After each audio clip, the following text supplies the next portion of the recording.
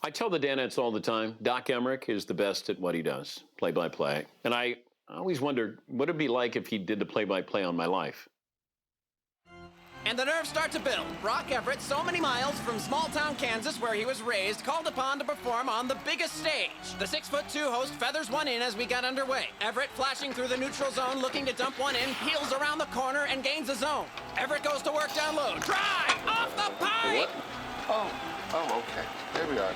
Back to Everett, hammers one, scores! And it's 1-0. The clock running down to 0, and here it is, a moment so many youngsters have dreamed for on frozen ponds all over the world. The most hallowed moment in sports. The box score starts now! I don't know a lot about sports, but I can drink a lot of beer. My motto is simple. C's get degrees.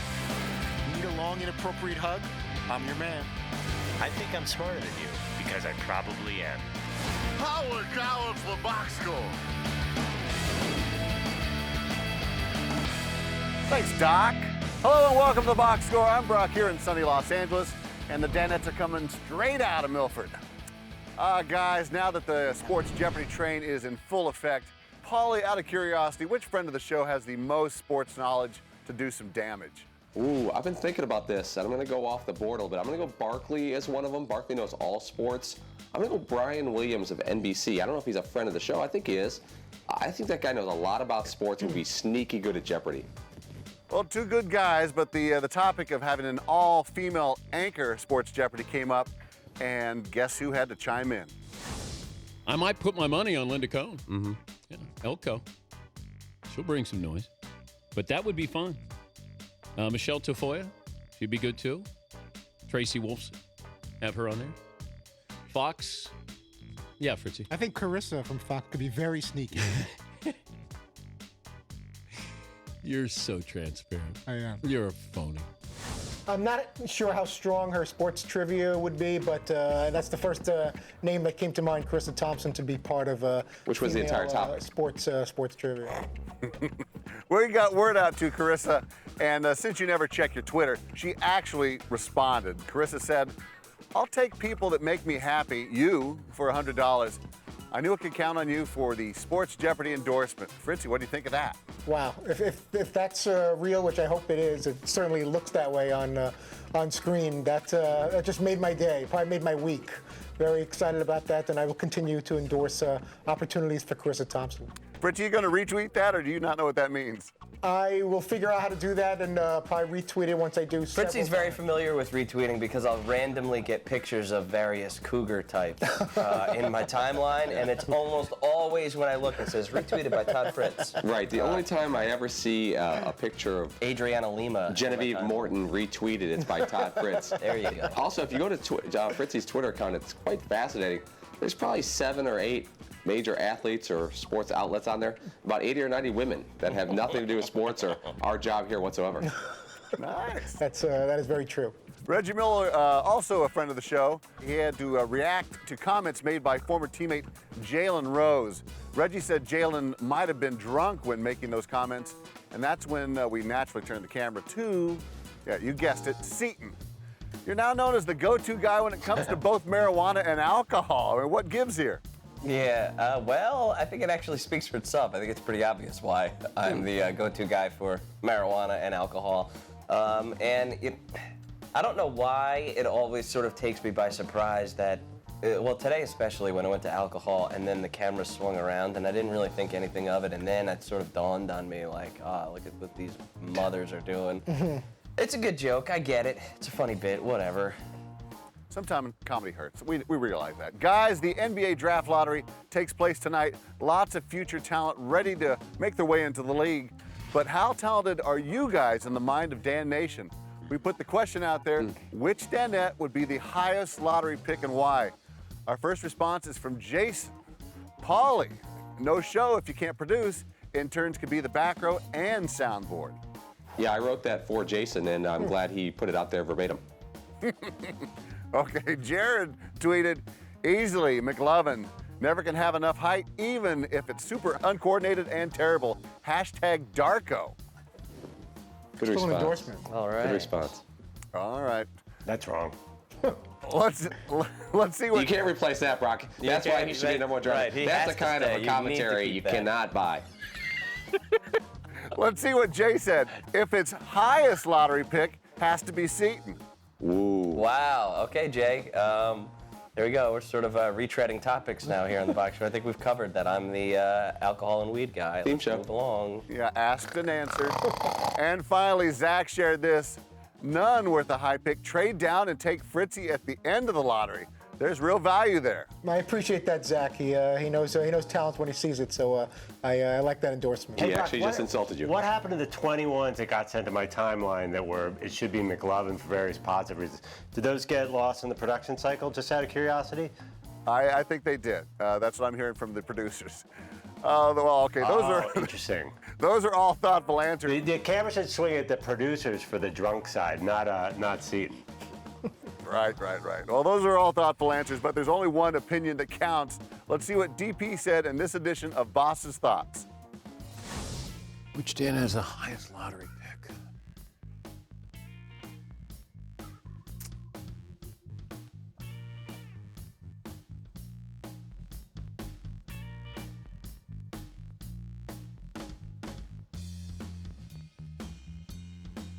I don't know. Oh, who's doing Boss's Thoughts these days? Dan wouldn't let Dan off the hook with no answer. That's a horrendous job out of BT's. Whoever that guy is on the other end of that camera asking Dan the question, soft. Yeah, and soft, and that's why I'm not getting drafted. Coming up, the boss takes us behind the curtain during a steamy scene on Blended. And how well do the Danettes know bad 80s cult classics? We'll find out next.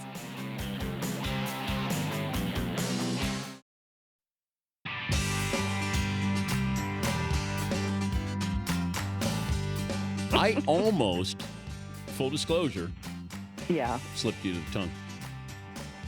Well, why didn't you? No, that's not. I was told. It would have just been, no. Our little movie secret that we would talk about on the radio. Why didn't you tell me that during the shoot, Wendy? Welcome back to the Box Score. The boss not shy from telling Wendy what was going down during the scene on the set of Blended. McLovin, were any of you guys a little or maybe a lot creeped out by that comment? It wasn't necessarily the tongue thing because, we know Dan's a professional. He'll wear a sock around his private parts if he has to. But we were definitely in one of those interviews that fell into the flirt zone, like Dan was put on some of his radio moves there. So you always feel a little awkward in that situation. I don't know if 2 to 3 seconds of a movie, though, has ever been sort of analyzed quite as much as this this scene is. Yeah, if I was going to categorize that scene, the last phrase I would use would be makeout session. Because I think they gave like one kiss and then went away. I think Dan was on camera like 12 seconds for the entire thing. And you never know how far Dan's going to go. He kind of feeds off the uncomfortableness sometimes of the interviewee, and thankfully he stopped short of it becoming too problematic for Wendy where she was going to be. She was pretty good to go. But did you notice that about, if it was a 9-minute interview, about 7.5 minutes were about Dan's movie career, and maybe there was about 60 seconds of Wendy in there? And that 60 seconds of Wendy was, remember when you were kissing me? Right. So, yeah, there wasn't really a lot of Wendy time. I still thoroughly enjoyed every second of that. Sometimes I wish I could have a camera on the guest 1 second after they hang up the phone on our show. What they go, what the hell is that? Yeah. I'll tell you what, though, chemistry-wise. Yeah, no, I think Wendy. Oh, yeah. I'm going to go Jennifer Garner. Him and Dan, they hit it off where you were like, wow, this is serious. Jen called in and she stole all our hearts. I mean, she just crushed it in the interview. No doubt the boss is a ladies' man, but just how romantic are you guys when it comes to your wives? We wanted to know where you took your significant other on your honeymoon, so I think this is a perfect chance to play. No! Your row! Let's begin in the back row. McLovin, where did Fritzy take the wife on his honeymoon? Ooh. I should know this one. You should know. I feel like you've talked about it. I'm going to go with Orlando. Was it Orlando, Florida? We went to Hawaii, specifically Maui for a week and Kauai for a week. And it was very lovely. I thought McLovin was going to know that one. It was a big turn of the century deal, and we got married at the end of October, and then we went to Maui and Kauai, and it was a great time. And I thought I had mentioned that numerous times to. Did you wear that shirt when you were in Hawaii? That bright orange? I did not. Yeah, Wise guy. Front row, Seton, where do you think Paulie went to? This was tricky at first. Paul's pretty well traveled, and I've heard a lot of stories of, Germany, Italy, England, Ireland. He's kind of been all over the place. And then, light bulb, Paul took his wife to Hawaii. Was it Hawaii? My honeymoon with my beautiful bride. I went to the Big Island of Hawaii. Yeah, that was a good trip. Now, one sports angle there, the 2006 World Cup was going on at the time in Germany, which is probably 12 hours ahead. That meant the matches were starting at 2 a.m. Hawaii time. So after a long night and whatever may happen, next thing you know, I'm up from 2 till 5 a.m. watching the World Cup, trying to sleep until noon the next day. That went over real well. Yeah, it's back to Fritzy. What did McLovin say? I'm going to say he took his bride to Venice, Rome. I'm going to go Italy for McLovin. I'm going to guess you're wrong. Was it Italy? I went to Patagonia in both Chile and Argentina. Did some hiking, saw some glaciers. It was pretty romantic. How about that? Argentina?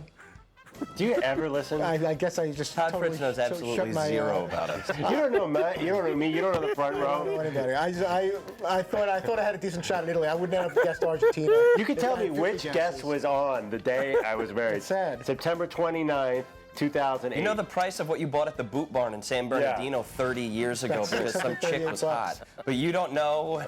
He's mentioned it 8 times. Have you ever gotten to know your row right? Just seen one? Maybe once. Maybe. Argentina, huh? And finally, Paulie, where did Seton choose? Now, this is touchy. If I remember right, Seton had to delay his honeymoon due to the Super Bowl. So I'm going to say nowhere right after the marriage, but I might be wrong here. I know there was some type of situation. Now, where did he actually go? I have no freaking idea. Was it nowhere? Well, if my wife was answering this, she would say, I never went on a honeymoon. We never actually really went anywhere. So, aside from Long Beach Island, New Jersey, which I don't really think counts because it's where my parents live. Okay, so what Paulie was confusing there was my son was born just before the Super Bowl, so you were right on about that. Yeah, but we've never actually gone on a honeymoon. We got married and we're super broke at the time, and and my wife, I can't say it. She was in condition at the time, pregnant. Can't party. And so it was kind of like, well, we're not going to go on. Playground's closed. Yeah, we're not going to go on a honeymoon with you like 3 months pregnant. So we decided to put it off, and we've never actually gotten around to going to do that. But we did go to my parents' house in Jersey for a week. Oh, how lovely. Yeah. You spoiler. That's no Chile. The winning row is the front row. You guys smoked them 2-0. Up next, we'll explain why a Dodgers outfielder is associated with the FBI. And we thought McLovin was the only one we could call Four Eyes. Not anymore.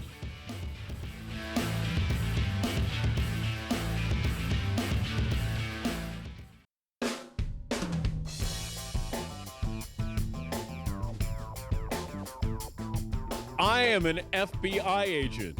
Yeah, this is your wake-up call, Bodie. I am an FBI agent. Yeah. Before I let you go, Andre, via conditos, bro. Yes, via conditos, bro. I'm not coming back. Welcome back to the box score. Dodgers outfielder Andre Ethier doing his best Johnny Utah there for the boss. Seton, have you guys got the wheels in motion for a trip to check out Point Break Live? Hell yes, absolutely. There's one thing I know is that Paul Pabst immediately, upon hearing this story yesterday, I think, already put those wheels in motion. And we might go bi-coastal on that. NYC, maybe LA, see what's up. Yeah, the people who produce Point Break Live don't know that we're going to be in it quite yet, but soon they will. Heads up, speaking of fab films, Roadhouse is another cult classic, which is marking its 25th anniversary this week. We thought we'd ask you guys a few questions about the movie to see how much you know. Don't worry, back row, we'll take it easy on you. Now, partners can share answers, And there are steals. Let's get this going. Front row, let's start with you. What actor played the bad guy known as Brad Wesley? Ben Gazzara. Was it Ben Gazzara? It certainly was. Back row, when Dalton first meets Kelly Lynch's character in the hospital, what procedure is he getting done? Tonsillectomy? I don't know. Is it No, I haven't one. They've watched it a million times. stitches? What a good Appendicitis? Yeah. Appendectomy. Was it an appendectomy? Can we steal? Front row can steal. Go front row. He was actually in this position getting stitches in this area. Was he getting stitches in that area? Absolutely. Do nothing. This is going to be tough. Front row, during the scene in the movie, a car dealership was destroyed by what? I guess a fire, a bomb. It was blown up. Was it blown up? Back row, you can steal. Truck. Was it a truck? Auto service store. All right, back row gets that. Okay, back row, what is Dalton's main job in the movie? Oh, yeah. He's a bouncer. Was he a bouncer? Yes, he was. That's too easy. Bodyguard type. Yeah. Did he say he Ask was a was cooler? also accepted. Front row, what was the name of the bar where Dalton worked? Yeah. Double Deuce. Was it the Double Deuce? It absolutely was the Double Deuce. Insiders call it Double And D. finally, back row, what actor was Dalton's good buddy Wade Garrett? Sam Shepard. I mean, not Sam Shepard. What's the guy with who does the Ramboys? That's not Sam Shepard. It's the other guy. Time limit? Wait. That's Sam Elliott. Sam Elliott. Sam Elliott. Good job. Was it Sam Elliott? It sure was, mijo. Nice. Applause Sam for the front row who takes this one. I was going to agree with Sam Shepard. Oh, congrats, guys. Up I think next, we won that one. time to wrap it all up here on the box score. Come on back.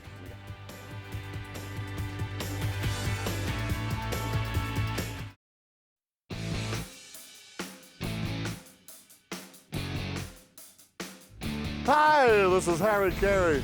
And there was one thing I always forgot to put on my bucket list, and that's to have a tall, cool Budweiser with Polly and the rest of the Danettes. You're watching the box score. Hi. Welcome back to the box score. Thanks to Cubs legend Harry Carey for the shout out. Polly, you've gone on record and told us that you have a blind spot in your left eye. Tell us how that happened again. I was born that way. It's more, I'm legally blind in my left eye. I was born that way. It's a disease called iritis and cataracts, and just has been that way my entire life. Now, I may have to get glasses because this eye is just a little off. Well, you told us that earlier in the show that you may be getting glasses in the near future. Seaton, can you picture your buddy with some specs? Oh, absolutely. Yeah, I'm stoked about Paulie getting glasses. But there's an upside to this from a sponsorship angle. All right, I think I may have made Paul a little upset today, and I probably should have kept him off of the email, but I didn't, and I thought it would be nice to include him, and I think I hurt his feelings. When Paul mentioned that he was getting glasses, I sent an email to some of our salespeople that said, hey, Paul's going to start wearing glasses. That might be a good opportunity to bring in one of those companies that sells glasses as like a sponsorship thing, and maybe we could make some dollars off of that. To which the reply I got from Paul was, excuse me for turning around for a second. If my debilitating, depressing, and painful eye issues can help the show, then I'm all in. Well, let's see what it would look like. Check it out, guys. McLovin, any tips, expectations for Paulie moving forward? Yeah, no, glasses are definitely like the NBA players, you'll look more stylish. If you're single, you would totally clean up. You're going to love them. You're going to wonder why you didn't wear glasses all I kind of like that look in that picture there, Broccoli. Yeah, it was pretty dope.